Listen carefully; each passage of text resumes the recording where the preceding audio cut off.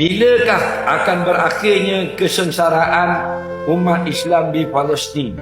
Okey.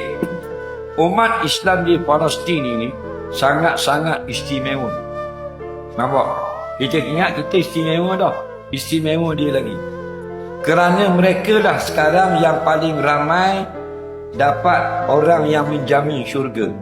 Setiap seorang yang mati syahid berperang dengan rejim Zionis Israel dapat bawa keluarganya 70 orang masuk syurga.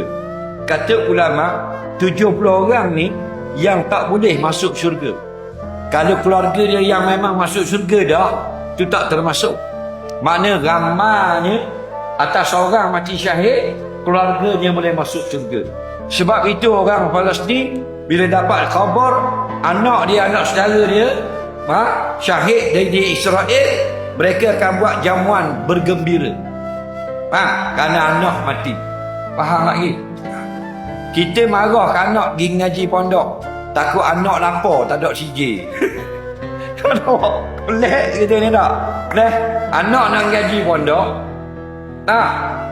sedih. Tak apa, jadi limpah ngaji pondok tak ada CJ, susah nak akan ke darah. Pelik kita ni. Orang Palestin, anak dia terbunuh perang dengan Israel, dia buat kenduri, sembelih lembu, sembelih unta. Buat apa?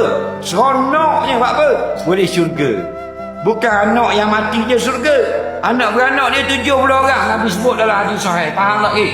Dan jadi kalau kita kata penderitaan sebenarnya tak derita sangat. Kita sebenarnya lebih derita.